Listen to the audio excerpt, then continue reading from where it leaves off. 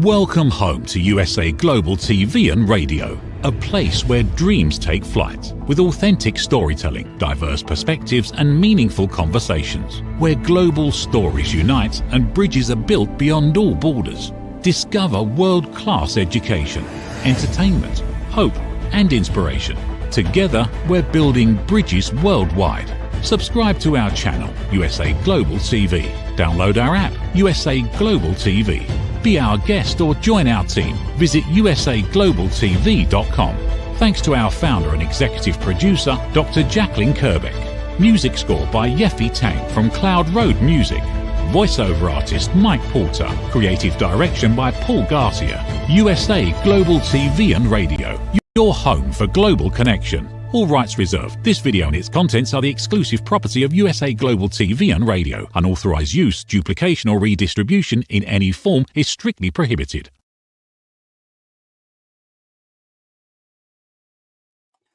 Howdy all, red-olaughlin here. We're on the Corner Bookstore on the USA Global TV and Radio Network. And today is kind of a special day in many, many regards. We're getting toward the end of winter, which is always a most grateful thing for me. I'm a summer kind of guy. But we had, 80, almost 85 degrees yesterday here in the Houston area. It was very, very delightful. Regardless of the weather broadcast and everything else, today my guest on the Corner Bookstore is Dr. Bruce Solheim.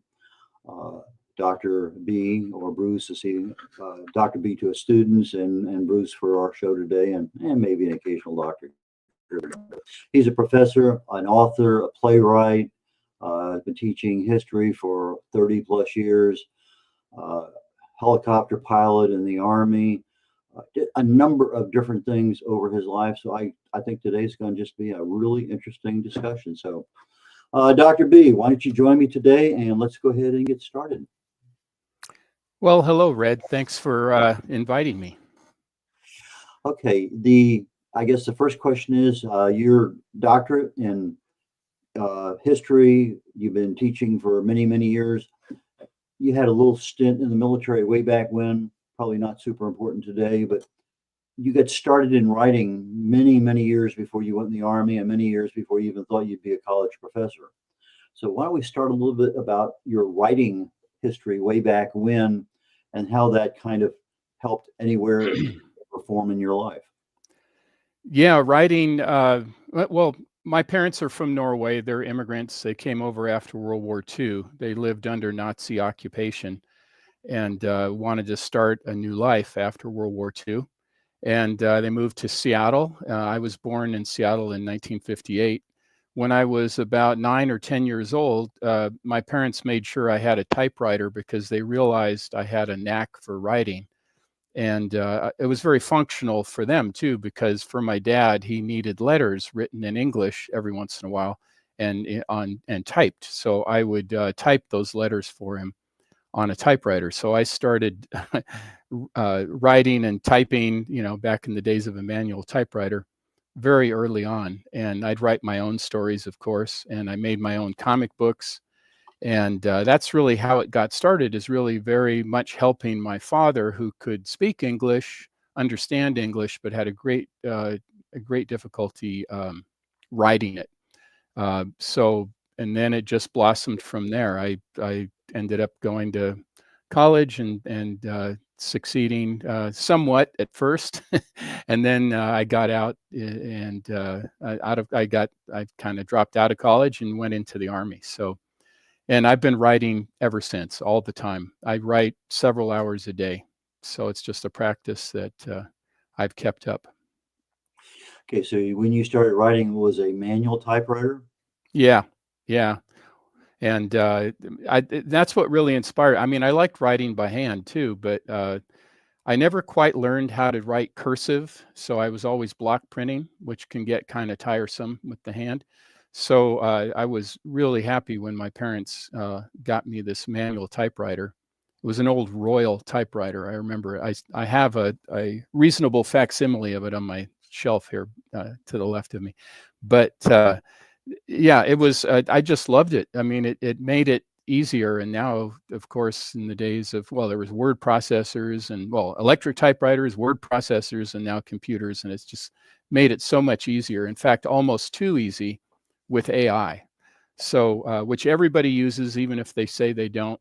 That's something I have to confront my students about, and but anyway, we don't have to talk about all that, but it's things change so in my lifetime have changed so much in terms of just the writing profession, and I try to keep up with it as best I can, try to stay at least on par with my students in terms of technology, which is not easy. I can imagine it's on a good day it's difficult. And, Yeah, exactly. okay, you're in California, is that right? Yeah, LA County, Los Angeles County. Yeah. Did you have any difficulties with the fires? We had a couple of, we were lucky. We were about 12 miles away from the Altadena fires and a little bit further away from the Pacific Palisades. But we had some very bad air days, and we saw the big plumes of smoke. So, but we know several people, including a couple at the college where I teach, Citrus College, that lost their homes.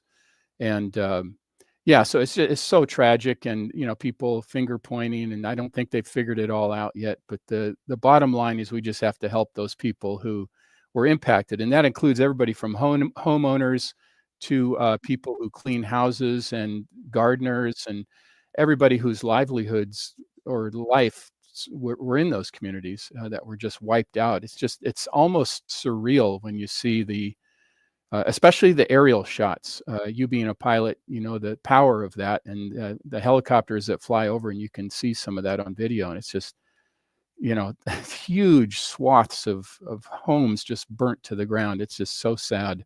And then if you're an animal lover too, there's all those poor animals that were killed as well. So, I've always thought, why, if I'm going to have a house near a national park or forest, mhm, why would I not want to have some level of protection against fires? mhm, And that would mean, maybe rocks going out, to the edge of my property so I don't mhm, have grass catching on fire or bushes, or mhm. maybe even having in a fluid system coming down the roof to minimize. But then I was thinking, actually, last night I was driving and I'm thinking to myself, if I owned a house like that, what would I want to do? And then I'm thinking, well, maybe I have this little box on top of the house that shoots out a protective, almost like a spider web, Mhm. that would keep cinders from actually contacting any flammable object on my home. I Yeah, still have the issue with not having water, having poor air, whatever, no electricity. yeah, But at least I would have a standing, probably livable home. I probably have to, defumigate it with the smoke smell, mhm. but at least I would have something. That's probably going to be somebody's patent in 5 years or something. But I think you're right, and you're right about the intakes into the home. Any little vent hole or anything, that's where those cinders went. And of course, when the winds are 90 miles an hour blowing that stuff, it gets in into the attic. And once that gets in there, there's nothing you can do. And that's how most of the houses burnt so quickly, and why it spread so quickly is just because of, well, the wind. And there were problems with the water and so forth, that hopefully they can address those things. But yeah, I think a lot of homes in California are built very close to each other, which doesn't help. And it's hard to have that defensive perimeter, when your homes are like 6 feet away from each other. yep, So, so there's a lot of things they're going to have to think through. And the sad news is that a lot of these folks who are, inherited their homes from their parents or grandparents probably are not going to be able to afford to rebuild, even with insurance. Um, and that's doubly tragic. So yeah, anyway, I could go on, but anyway, I just you get what I'm saying. So okay. So you went in the Army for a while. You became yep, smarter, and you said, well, maybe yep, college is really worthwhile anyway. I know that as I progress through life, when somebody else is paying the bill, it's not as important until I'm paying the bill for my education. And then yep, all of a sudden things change a little bit. So yeah. uh, you decided at some point in time that maybe college was the real career you wanted to be in. So Yep. with that thought, why history? Yeah, because my dad was a storyteller. He was a fisherman. He was a carpenter.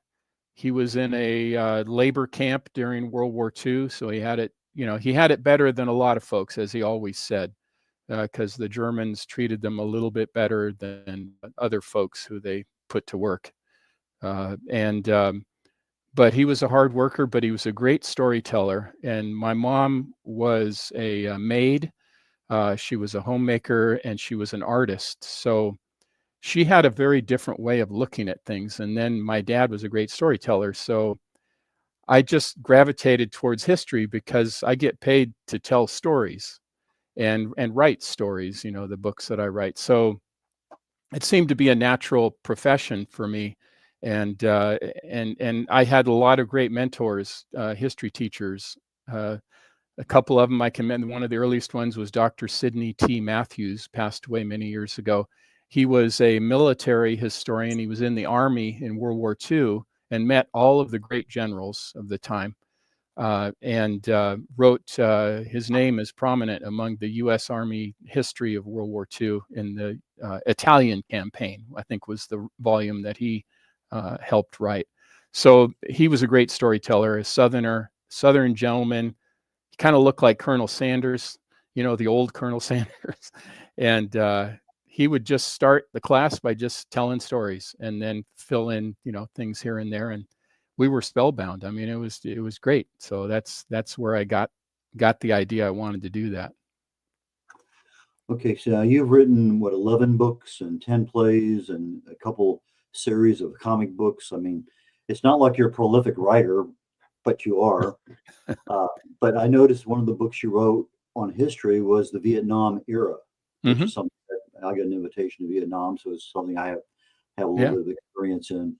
So some of your books are academic books that are being used in colleges, and some of them are part of your personal experience. And then you have the comic books. So why don't we take them in order? You have collegiate books that are college courses that have come about because you are a professor, and that's somewhat of an expectation at a few colleges. Yeah. So what books have you published that are available for students, just so we kind of have an idea of the breadth of your writing?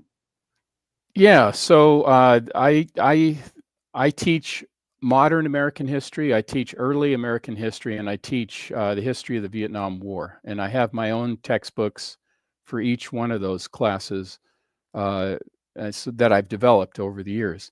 So the Vietnam War one is called the Vietnam War Era, and then Making History is the modern U.S. history textbook, and the recent one is called I'm an American. So that's the for early U.S. history. And I just found that it fits in better with my teaching when I use my own book rather than to have to apologize for something in another person's book. Usually one of these mass-produced with several authors kind of textbooks. So I really call mine anti-textbooks because it's written by one person. I'm not compromising with other people. It's just what I think, and I add a very personal touch to each chapter. In fact, I include comic books in each chapter, a one-page comic for each one, tied into a personal story, tied into themes in that period of history. So I really made it what I'm all about, and the students love it. And what dawned on me was I don't even like reading the books I had to assign.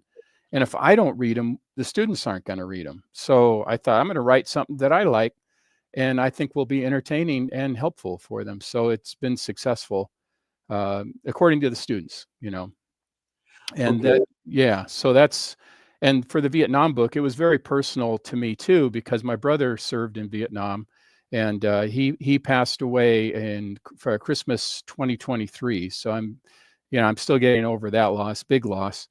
And he suffered a great deal the last few years from Agent Orange related illnesses, multiple illnesses that I'm sure you're aware of, and a lot of your audience is aware of. And he wrote 100 letters back home that my mom preserved, and I used those as the basis for coming up with this textbook about the Vietnam War. So it was very personal.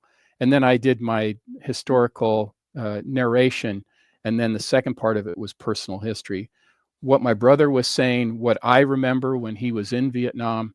So it was kind of two voices. You know, what my brother would say, oh, everything's okay today except for an occasional sniper, you know, and it was so typically Norwegian. It's so understated, you know. It's like everything was fine today, don't worry. Yeah, there was a sniper, but you know, whatever. I'm thinking, oh my gosh, does he realize, you know, mom is like pulling her hair out when she's reading this? So yeah, so that's you know, that book is very I use that for the Vietnam course, and I'm still teaching it. There's not too many people who teach that course anymore. A lot of the folks who did were Vietnam vets. So I was just after Vietnam when I went in the service in 1978. But everybody I knew, all my sergeants, all my officers, commanding officers, all of them were Vietnam vets. The people that taught me how to fly were 18, 19 years old during Vietnam, and the best helicopter pilots in the world, those guys. So sometimes that Agent Orange is very insidious because you can live literally decades and never have a single symptom. Yeah. And then all of a sudden, you either have some major catastrophic stuff, or if you're fortunate enough to go in and catch something at the very start and be able to be treated, that's great. But it just, and then some people suffer the whole time. I mean, it's just, it's kind of crazy. Yes, I was where Agent Orange was, but I didn't have any problems till literally about 3 or 4 or 5 years ago. And then all of a sudden, okay, well, this and that, and it's Agent Orange related. Yeah. But I would never be testing for it had I not. Well, my personal deal is I haven't missed a annual physical since 1968. Good for you. I had 31, flight physicals in the military. And then I just kept that going. And so it's one of those things I look forward to every year, get my physical, find out what's going on. Yeah. And then all of a sudden, whoa, what's that? And then you go from there. You also wrote, let's see, I want to make sure I don't exceed. We have a commercial break coming up in about 2 minutes. You also wrote 10 plays, of which I think 6 have been published. Tell us a little bit, because playwriting is different than normal writing, novels or how-to books or anything like that. So how did you get into playwriting? Yeah, and it's interesting, the name playwright is there's like shipwrights and cartwrights and people who, are like carpenters, right? So it's interesting that my dad was a storyteller and a carpenter. So I just, made it my writing, to create plays. And I found my voice with playwriting. I've also written screenplays as well. They just haven't been produced as films. I do have some people looking at some of my screenplays right now, but I've had 2 produced on the stage and 4 produced online. And it's a different modality. And it started, my first play that I wrote was based on a Vietnam vet friend of mine who unfortunately took his own life, and I was devastated, as were many other veteran friends of mine. And I had to do something with that story, and I thought I could write a historical narrative, or I could maybe tell it in a different way. And I stumbled onto, I'm going to write a play.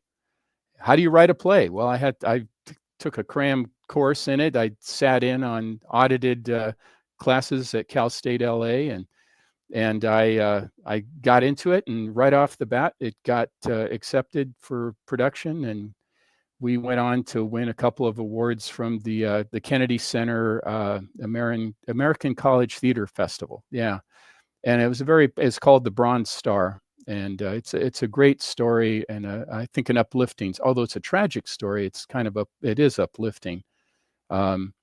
And so that's how that started. And I still write plays. My last few things have been screenplays, but there's differences between those two. They all have steep learning curves. So, well, Dr. B, we're getting ready to take a quick break here. We'll be back in about a minute and a half. So, okay.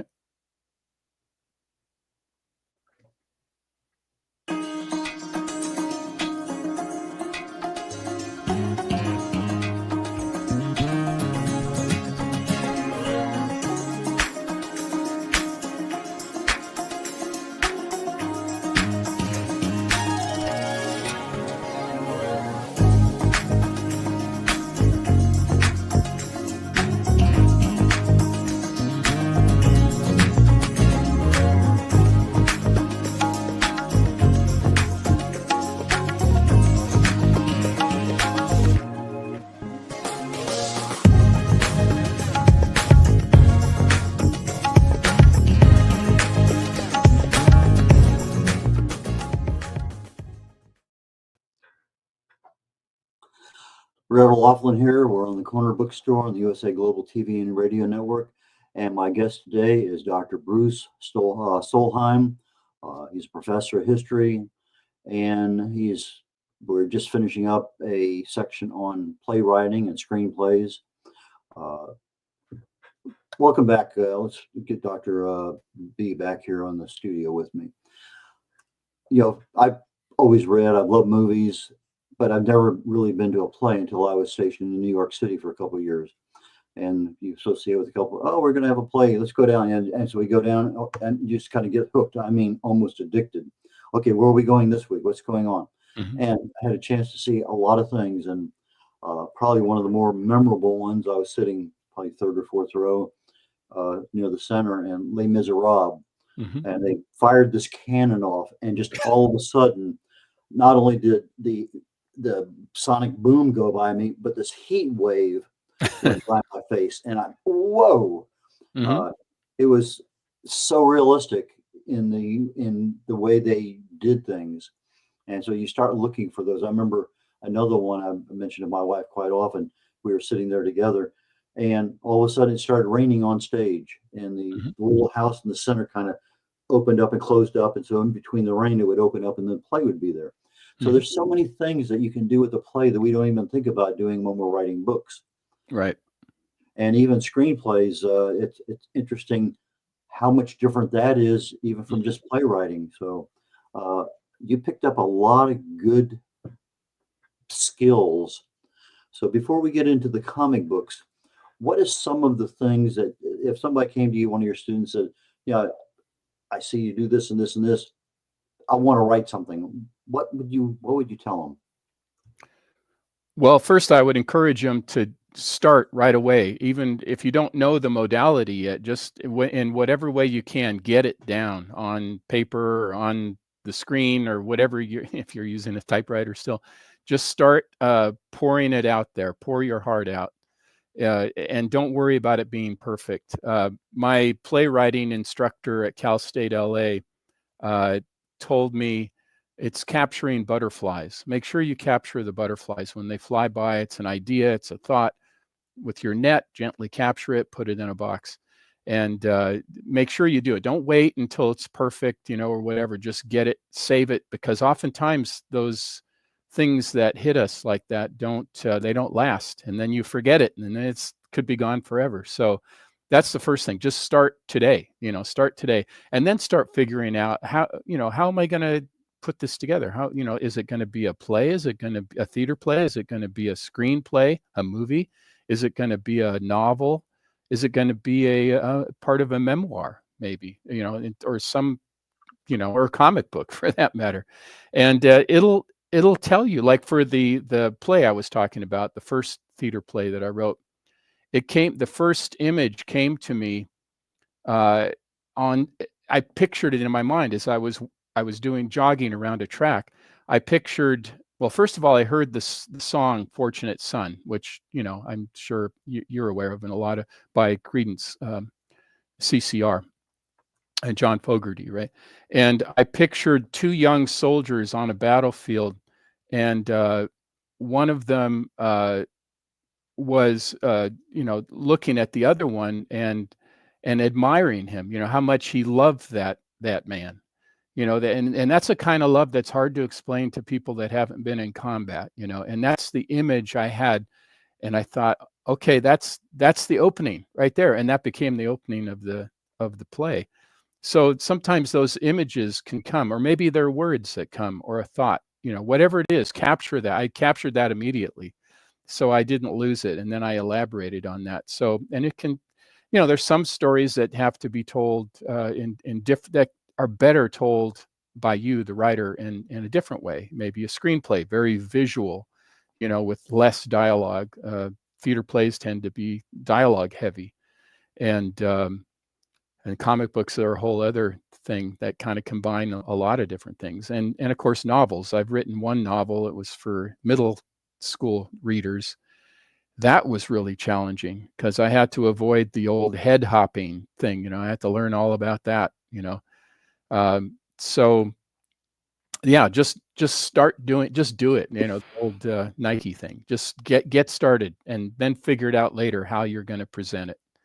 And that, How did you get into comic books? well, comic books. I owe everything to comic books. I wouldn't be a professor today if it wasn't for comics. My mom allowed me to buy comic books. I was struggling to learn how to read, and even though she only had a sixth grade education, she realized this boy needs help. He seems to like comic books, and other parents were saying, no, they're not good for you, whatever. And she said, no, go ahead and buy them. And I figured it out. I was looking at the pictures. I saw the words that I was scrambling around, and oh, I get it. I see what's going on here. And it encouraged me to read. And the more I read, the more comic books I bought, the better my reading skills became. And then I made my own comics, so combining the artistic talent that I had with the writing. And but it wasn't until 2017, I think it was, or 2019, whatever it was, that I published my first comic. Oh, So wow. it took a long time. I did write and illustrate my own comic strip in the Technocrat newspaper. It was a school newspaper at Montana Tech. I was studying petroleum engineering, which I failed. I dropped out of petroleum engineering school, but I did spend a lot of time writing and illustrating a comic strip. The character was Snark, and that was in 1982. And yeah, it was 2019, I'm sorry, that I published my first Snark actual comic book. And so 37 years later. So the thing is, don't give up. You know, keep those ideas going, even if it percolates for 39 years, you know, or whatever it was. And I finally published it, and then my dream came true. Of all the books I've published, probably my comic books, I mean, I'm proud of all of it. But the comic books, that's an homage to something that's very dear to me. And I still publish them. So. Well, I noticed when I looked at your website, there was a number of different comic books there on, I think on the homepage. I'm not sure which. Yeah. Maybe our production engineer will bring that up in a moment. Okay, let's see what we got here. Yeah, you have some of the comic books there. Mm-hmm. Yeah. Yeah, like Gigline is the newest one that's coming out here in March. And it's a comic book autobiography. So it's my autobiography told through 36 different 2-page comics, illustrated by dozens of artists from around the world. I didn't want just one artist. I wanted all these different artists to depict my stories. So they're different styles, you know, different ways they're interpreting the story. And I'm illustrated in many different ways. Like on the cover there, I'm illustrated by a very talented Polish artist who I've been working with. She's only 22 years old, and she depicted me at that set as a E1, a private private E1 in the Army when I first joined, and then I got the Norwegian flag and the American flag, and then a lot of the weird paranormal things that have happened. There's I don't know if that one has a helicopter, a Huey in the background, which is a helicopter I flew. And all the stories, you know, they're chronological, like from even before I was born, like when my dad barely made it back to Norway in Christmas 1939. You know, they were dodging the U-boats in the Battle of the Atlantic. He was a war sailor, and before he got home, and then the Nazis invaded in April of 1940. So after my parents got married, so it starts with that, and then him as a fisherman, and how he almost died in a whirlpool off Kodiak Island, and yeah, so, and all the way up to the present, things that are happening. So they're all 2-pagers. Did you ever fly the Hughes Cayuse OA6A? I think it was. No, everybody wanted to. The little bird, as it's called. No, I never got to. I've heard that was one of the best. I only flew the trainer, which was the TH-55 or Hughes 269, the old Korean War vintage kind of thing. And then the Huey, of course, the UH-1. That's my favorite helicopter. Old reliable. That's what I called the Huey. Nothing fancy about it, just solid. And then I flew the OH-58, which is the Bell Jet Ranger, because I was in the Air Cavalry at Fort Bragg, 82nd Airborne. And that was a nice helicopter, but I'm a big guy, and it was really tight for me. I don't know why they put big guys in little helicopters. And my friend who was little, they put him in a Chinook. I don't, military logic, right? Yeah, my dad worked at Hughes in California. I went out to visit, and his boss took me out, and I got a couple hours in the Cayuse. So it was very interesting. But anyway, let's get back to you because we're starting to run out of things here. As an author, you write, you get the book edited, you do some marketing, you work with designers for covers. All of those things are part of the package that you have to go through in order to get that book out there. So with the time we have left, cover art. Let's talk a little bit about that, because that's what sells your books. People see that and they want to know more. Yeah. It's man, I've made mistakes with covers. Like I have one cover for my third Timeless book. It's a good life lesson here. It's called Timeless Trinity, and I think it's a good book, and it talks about UFOs, aliens, paranormal stuff. I mean, it lets it all hang out, right? But the cover is so scary that it scares people away. I've had people say, I love the book, but man, that cover, I got to put something over the cover, because that reptilian lady thing that you had illustrated there, and I had it illustrated by my friend Gary Dumm, who's been illustrating comics since the 70s. So you have to be careful what you pick. And then I have a book called Anzar, also a paranormal book, and it didn't quite turn out the way it also looked scary, and I didn't want it to be scary. So it does make a big difference, and you never know what the visceral reaction is going to be for people, for readers. So I've learned a lot from that, and I think I work with I draft. I'm a frustrated artist myself, so I will come up with a concept and I'll give it to professional artists to do the covers. So it's not easy to make those decisions. It really isn't. So okay, I think we have a couple slides that were sent over for the show today.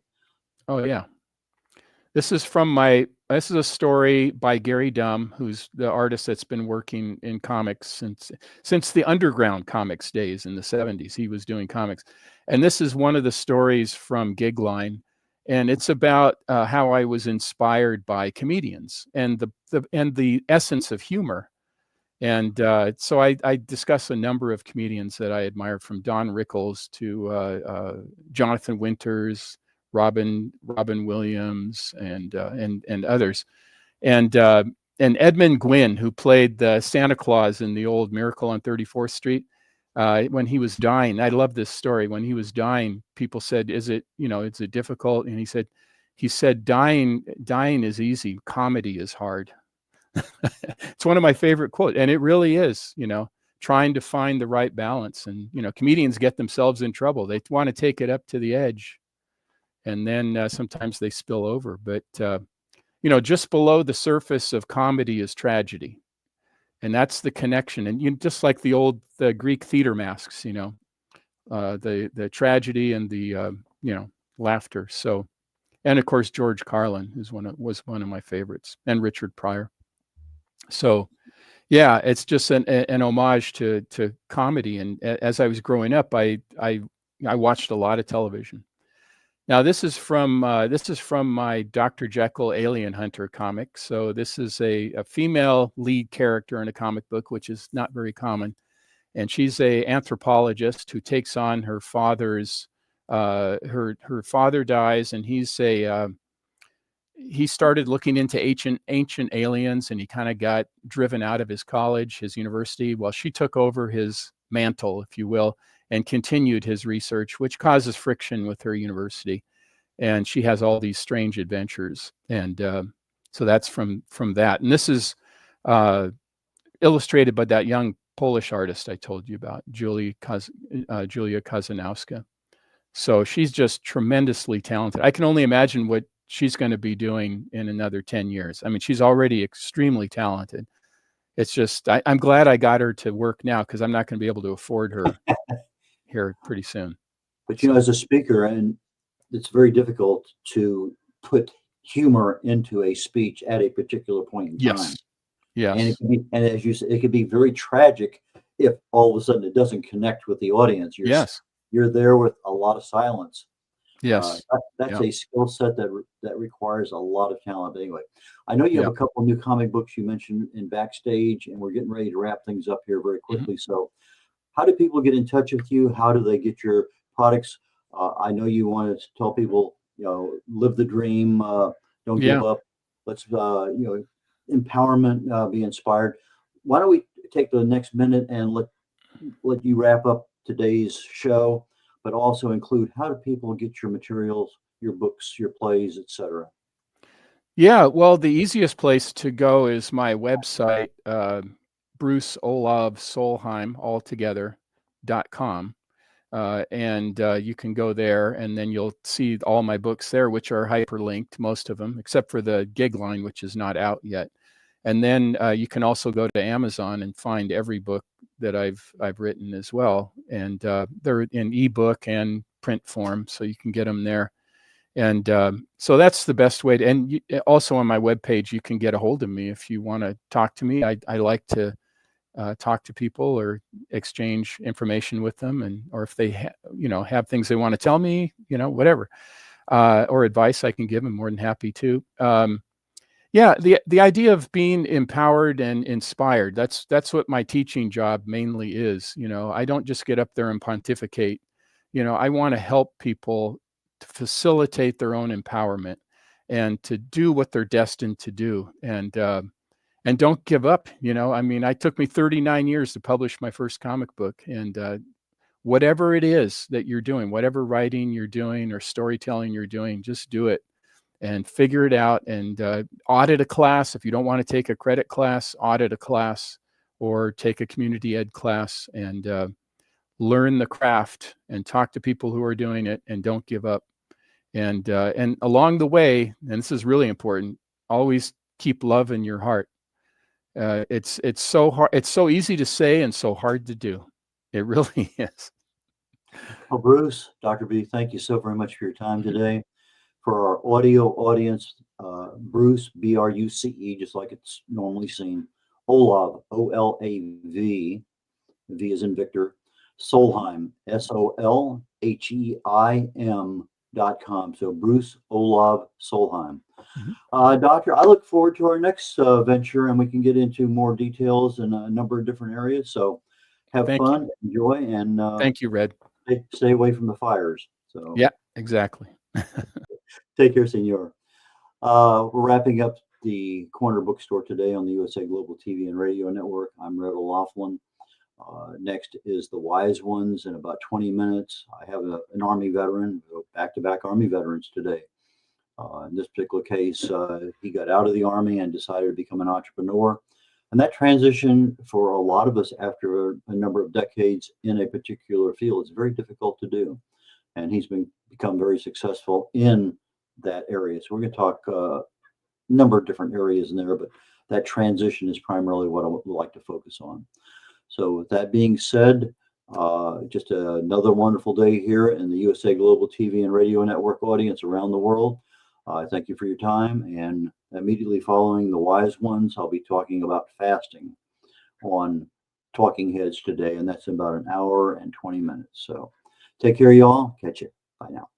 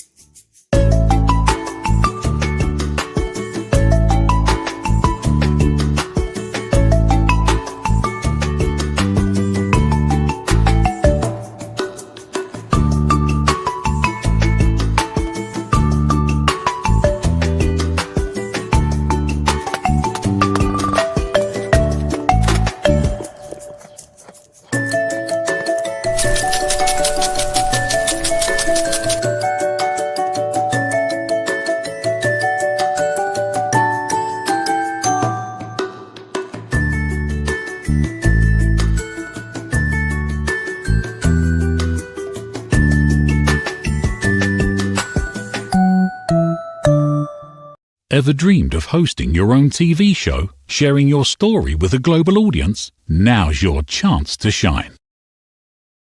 At USA Global TV and Radio, we make it easy for you to create, host and broadcast your very own TV show. Whether you're a storyteller, entrepreneur or industry expert, we help you bring your vision to life.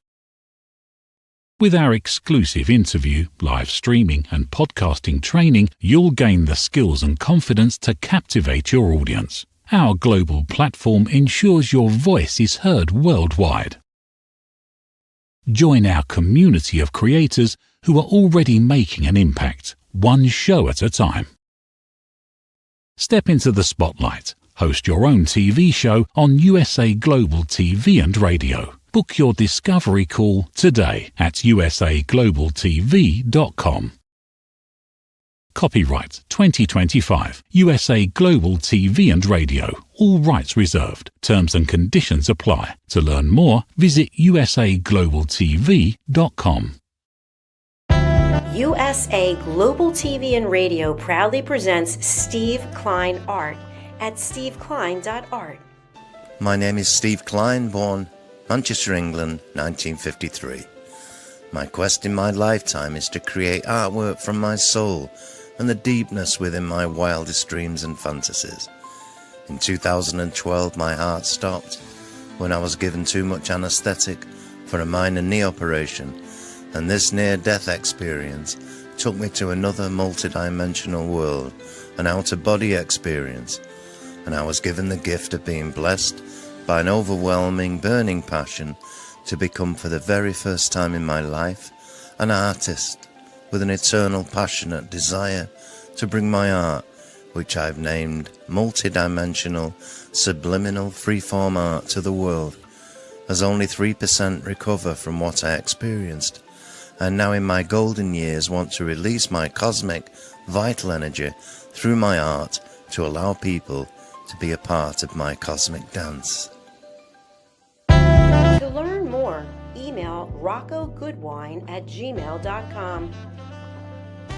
For VIP pricing, mention USA Global TV and Radio.